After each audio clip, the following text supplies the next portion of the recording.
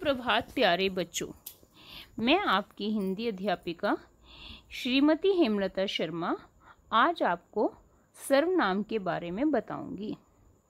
इन वाक्यों को ध्यान से सुनिए। मोहन एक अच्छा लड़का है। मोहन दूसरी कक्षा में पढ़ता है। मोहन कक्षा में प्रथम आता है। मोहन के पिताजी अध्यापक हैं। मोहन की एक छोटी बहन भी है।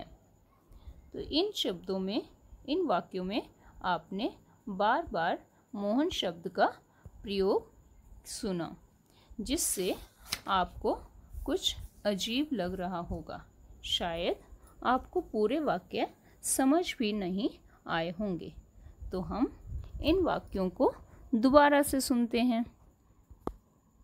मोहन एक अच्छा लड़का है। वह दूसरी कक्षा में पढ़ता है।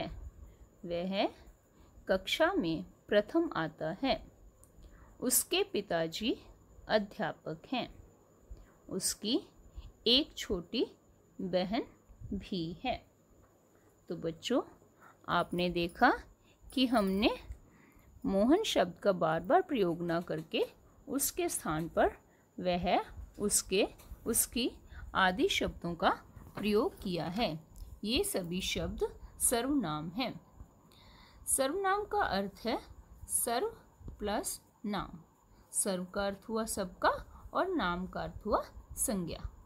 तो इसकी परिभाषा, संज्ञा के स्थान पर प्रयोग होने वाले शब्द सर्वनाम कहलाते हैं।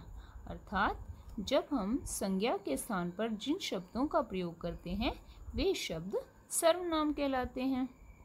उदाहरण: मैं, हम, तू, तुम, वह, वे, उसका, हम, हमारा, अपना, उसके, उसकी, उनका आदि।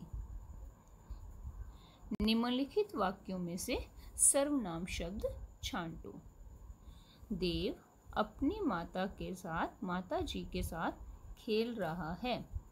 यहाँ अपनी शब्द सर्वनाम है।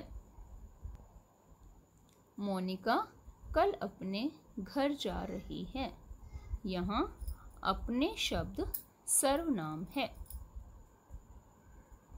मैं सुबह जल्दी उठता हूँ। यहाँ मैं शब्द सर्वनाम है। वह पानी भर रहा है। यहाँ वह शब्द सर्वनाम है। तुम्हारे पिताजी अखबार पढ़ रहे हैं। यहाँ तुम्हारे शब्द सर्वनाम हैं। तुम सुंदर लिखते हो। यहाँ तुम शब्द सर्वनाम है। अभ्यास कार्य: निम्नलिखित शब्दों में से सर्वनाम शब्द छांटो। मैं तेज दौड़ता हूँ। मेरे पास 2 पेंसिलें हैं।